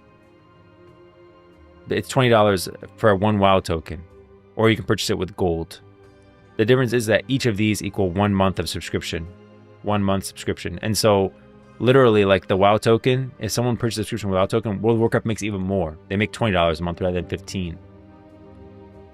It's crazy. Well, actually, I can think of one. Don't have something like the WoW token. Definitely not the WoW token. That'd be the worst thing you could do. The WoW token is definitely it incentivizes bots, but it's not the only reason. Bots exist in classic WoW too. They just sell it outside of World of Warcraft. The WoW token just made it where bots can work with Blizzard in a way. Like they work through the system rather than selling their gold outside. So instead of having a website like buy gold, worldofwarcraftgold.com, World of Warcraft, the Blizzard wanted to get in on the gold farmers. That's what the WoW token did. They wanted a cut, and World of Warcraft got a cut of it. Bots were 90% eliminated when Riot introduced Vanguard. Yeah, they did. Allow you to have to keep it running in the background, which brings up privacy and ethical concerns. Yeah, but I think it's worth it, honestly. I think it's worth it. I'm glad Riot cares enough about the community to introduce something like Vanguard where they want to get rid of bots to that point. The psychological toll, devaluing player time and effort. The damage from bots extends beyond economics. It strikes the psychological core of the MMO experience. The social contract of an online world is that a player's time and effort have value. The hours spent mastering a craft or farming materials gives achievements their meaning. Time is money. That's a famous goblin line in World of Warcraft. Time is money, friend. Bots break this contract. When a bot can generate more wealth in a day than a player can in a month, it sends a clear message: your time is worthless. Because that's what I felt like. I really like professions in World of Warcraft. Professions was something that I like to do. I like to work on the auction house. I like to go out and farm. I have one character that would go out and farm herbs and mine. It was like a druid, and then another druid that my main character that had alchemy and inscription or whatever. And I don't know. I always liked that stuff. But this deeply demoralized experience that fosters futility and frustration. Yeah, I don't do professions anymore. Leading to player burnout. When players see bot armies operating with impunity, they perceive it as apathy. They conclude the company does not respect their investment, a breach of trust that is often irreparable. Because if you don't care about the bots in your game, then you clearly don't care about the time I'm investing in your game.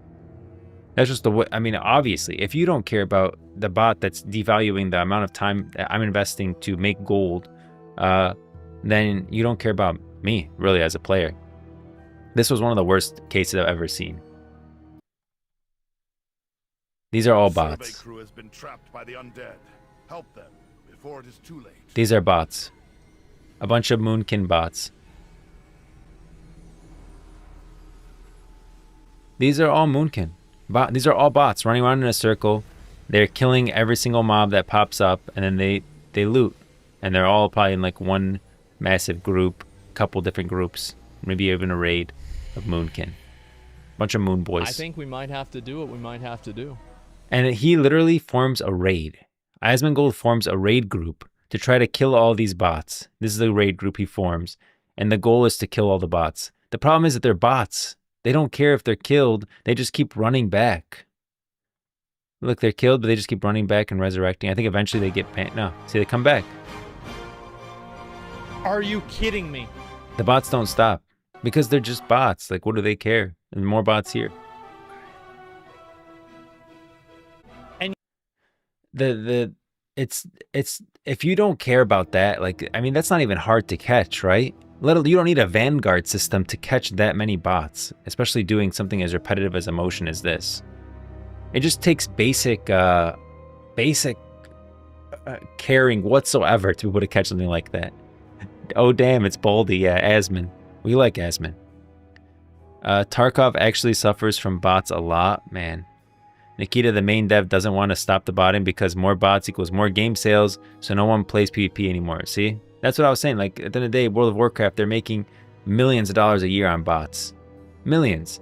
They're making money on the WoW token, and they're making money on the subscription, and they're making money on the box price. They make money on the bots, so that's why they don't want to stop it. Asmon, yeah. Asmon gold.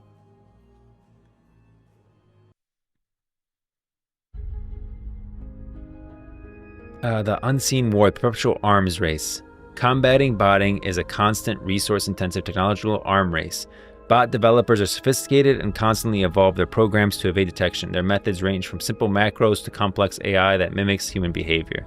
I'm sure it's going to get even worse now. An effective anti-bot strategy requires a multi-pronged investment. This includes sophisticated server-side detection, such as analyzing player behavior for repetitive patterns or tracking currency flows to identify illicit networks. It also requires robust in-game reporting tools and a dedicated team of game masters. That's the big thing. If you're going to have reporting, you need game masters as well in the game that will, like, you know, sift through the reports to find the actual bots and be able to respond quickly. If World of Warcraft had GMs, which they used to, this would have been reported and the guildmaster would have came here and banned all of them, right? Perma-banned every single one of these guys. Instead, you know, that did that away because game masters cost money. I think game masters are important. Real people. You know, if your stream gets big enough, you're going to want mods. If your Discord gets big enough, you're going to want mods in there. Why the frick would you not want mods in an actual live service game? The only reason is that you don't want to ban these characters because you're making money on them. The sin of apathy is not the existence of bots, but the failure to allocate resources to fight them. An aggressive stance against botting signals to developers a commitment to protecting their game, world, and the value of their players' time. If you take a hard stance against botting in the game, it's not going to be worth it for them to create these bots and to create these accounts because they'll be banned so fast that the money, they don't make enough money in that amount of time to be able to keep doing it. So you just have to try. It's not that hard to catch bots. Man, I really took my time on this article. The last one, the sin of deceit, the irrevocable breach of player trust.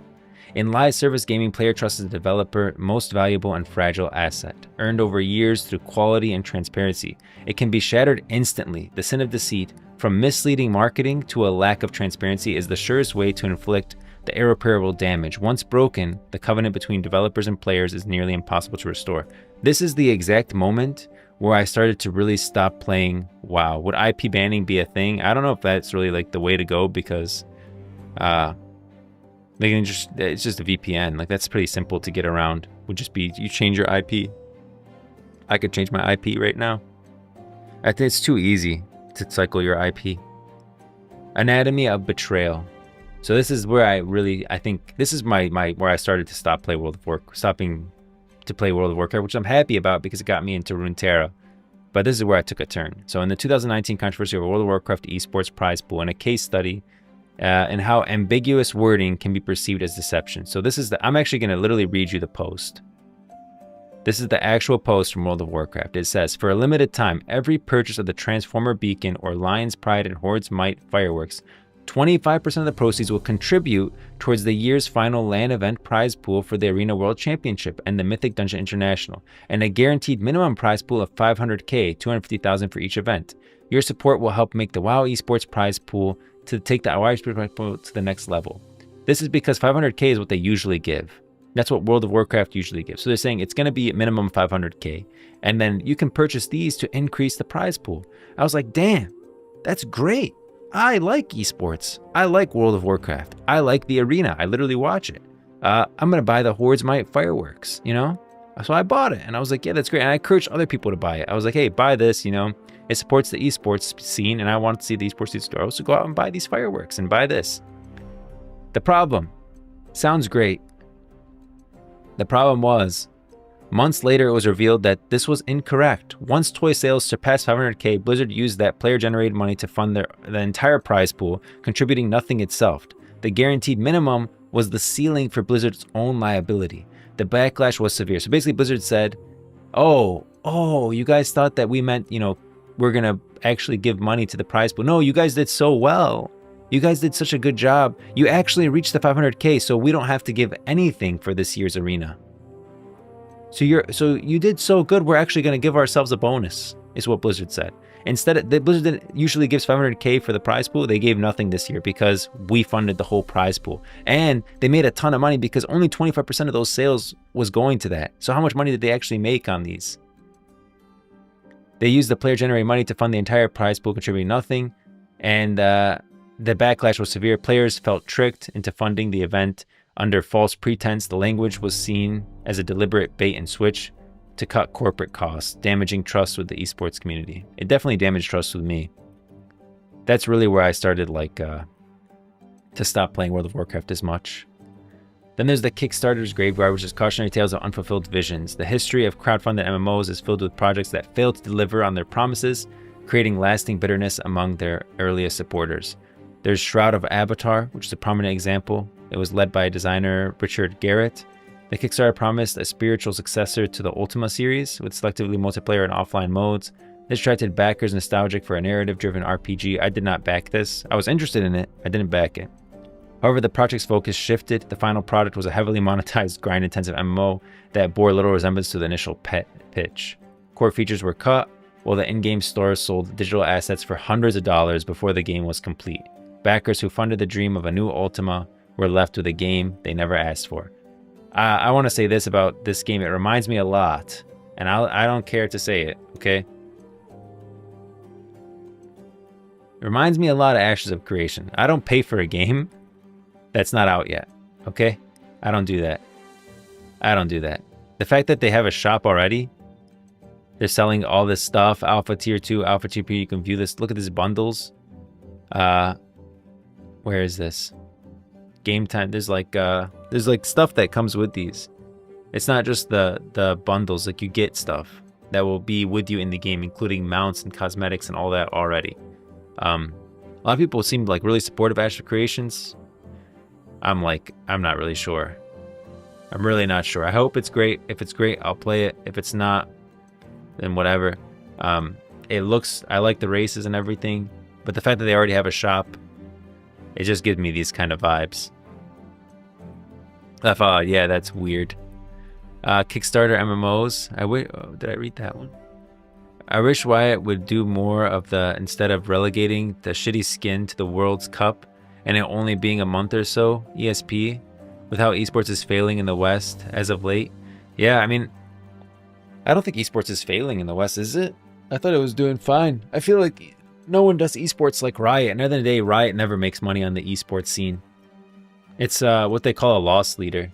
Like, Riot Esports is a loss leader. They intentionally lose money. Not intentionally, but they anticipate losing money on the esports scene because it's an advertisement for the game. They accept that. World of Warcraft never accepted that. World of Warcraft always wanted to make money on esports. Maybe you will eventually, but not right now. It's not big enough. Okay, to be fair, yeah, that's weird. Kickstarter MMOs, whoa, did add Star Citizen in the list? I think, did I include Star Citizen? I don't think so. Okay, to be fair, Ahead of the Curve is shaping up to be AOC. Oh, AOC, sorry. I right away, I think Ahead of the Curve because World of Warcraft. Shaping up to be good, but I would never buy a $100 key for an alpha. Oh, Ashes of Creation. That's what you're saying. Yeah, I would never buy a $100 for my friend to buy me one. Yeah, that's fair. I would never do that either. I would never buy a freaking key or buy stuff from a shop that a game that's not out yet. A lot of people look at Ashes of Creation and are pretty excited about it. Me personally, it just gives me these vibes. Otherwise, this would be an Ashes of Creation channel. I really feel like the Riot MMO is the next big MMO. Then there's Dreamworld, where allegations escalated to fraud.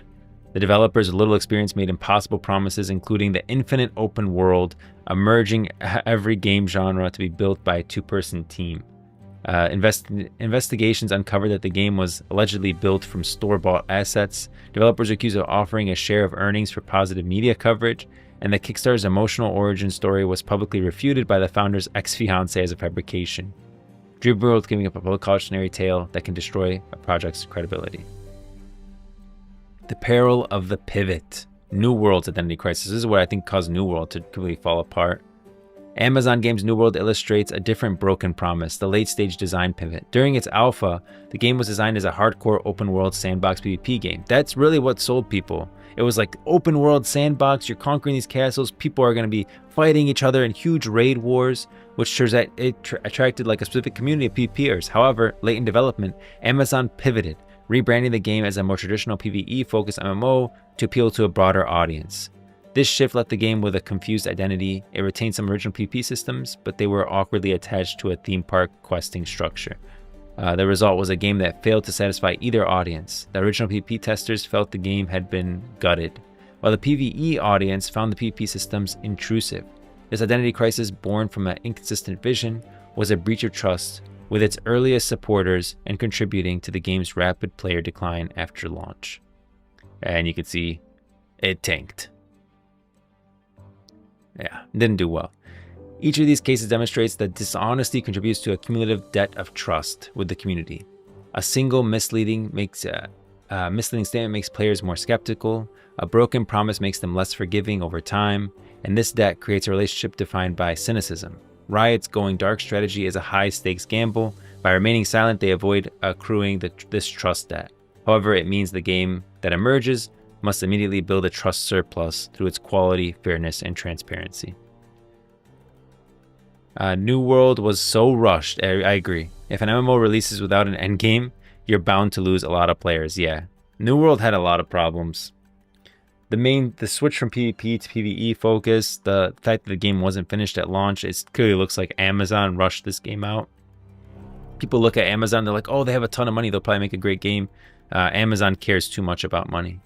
That's why. Forging a new covenant for Runeterra.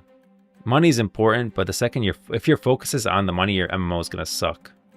That's how you have to invest in the world, and money has to come second. It can't be first. Forging a new covenant. The path for creating. What, you know who said that? What was it? Steve Jobs. I mean, the iPhone sucks now. iPhone 17 looks trash. Why would I want a bigger box on top of my phone? But Steve Jobs, I think in like a famous, it's like a speech he was giving, talking about the new phone. And he said you can't start from like what the product and then work to the customers. You just start at the customers and then work backwards to the product, like solving the problem. I think it's the same thing with MMO. You have to start at the players, make the game really fun and engaging, and a great game. And then you could say, okay, how are we going to monetize this? We have to make some kind of money somewhere to, warrant the upkeep of the servers and all this stuff. And so then okay, how can I finance it? What can I provide? But you can't start at the selling and then go to I feel like Ashes of Creation really starts at how are we going to sell this? Then let's make an MMO. That's what it felt like to me. The path of creating an enduring MMORPG is perilous, with the greatest dangers being philosophical, not technical. The cardinal sins of predatory monetization, devaluing player identity, apathy toward economic integrity, and breaching player trust are all symptoms of a philosophy that prioritizes short-term revenue over long-term community health. Predatory pay-to-win systems tell players that their time is less valuable than another's money. Monetizing vanity through store-first cosmetic design betrays the game's reward structure. Apathy towards bots is a tactic admission that the developer does not value the integrity of their own economy. Each of these sins erodes the trust of the community. Riot Games has a rare opportunity to learn from the failure of its predecessors. They can build their MMO on a foundation of respect for the player's time by ensuring effort is the primary path to progression, respect for their player's intelligence by communicating with transparency, and respect for a player's investment by creating a world where achievements are earned, not bought, and by defending the integrity of the economy. Avoiding these cardinal sins is not just a matter of ethics, it's the only viable long-term strategy in the modern MMO market. The players of Runeterra are not waiting for another game, they are waiting for a better world. The path to building that world is paved not with cynical design, but with an unwavering commitment to fairness, integrity, and a new, more respectful covenant with the players who will call it home. That's my take. That's my take, guys, on the cardinal sins of MMO and what it takes for the Riot MMO to be successful. It's crazy because Ashes of Creation is already funded. CEO bro is stacked. Yeah, I know. And yet they're like fiending for money. It feels like they can't get enough of it. Everything that is New World is sort of everything that it is now is what it should have been at launch. Yeah, but it's too late. Like once you you don't get many chances, especially with an MMORPG. Then you have Genshin, which is the first thing on the drawing board in monetization model. Then they build a game around the world. Yeah, I'll never play Genshin Impact. Never played it, never will. Well, Genshin, every gacha is designed for an entirely different culture in mind. Yeah. Yeah, I mean, that's true. It's designed for the East, not the West. But I also think the East deserves a better MMO. I mean, look at World of Warcraft. They love World of Warcraft in the East. It's their favorite MMO. I think that the difference between Genshin Impact and like World of Warcraft is that it's on mobile. And traveling is really big in like China and Japan and all that stuff, like traveling by train. And so they gravitate more towards an MMORPG that's mobile. I think they would prefer a game like World of Warcraft on their phone. The problem is that that's just not available. Genshin Impact is the best mobile MMORPG that you can play right now. There's not much else that you can play that's better, I think. And so they play it, despite it being a pay-to-win gacha mess. Wild Rift is pretty popular over here, and it has some gacha effects, but it's not pay-to-win. That's my take, guys. I do have a meeting at 9 o'clock. Like, subscribe, share the stream, and, you know, maybe I won't have to work anymore. I'm just joking. I think I'll be working for a long... It would take a lot for me to not have work anymore. I've got a family and stuff, so it would take, like, a ridiculous amount. But I like doing this stuff, so that's why we're going to keep doing it anyways. One thing that I did want to say at the end is that we might start doing an MMO stream. So if you join the Discord and you talk to everyone, let me know. We might do a poll. Maybe we'll play through MMOs. I'll start with RuneScape. I've never played RuneScape in my life. But we can look at how it's played and what's it done, like when you're playing RuneScape, the kind of systems that they have, and whether those could be or should be incorporated into the Riot MMO. And we'll go through, like, you know, all the different games. Genshin's not an MMO. Oh, really? I always thought it was. Good luck in your stand-up. Yo, yeah. Thank you. All right, guys. Thanks for stopping by the Grove, and I will see you in the next one.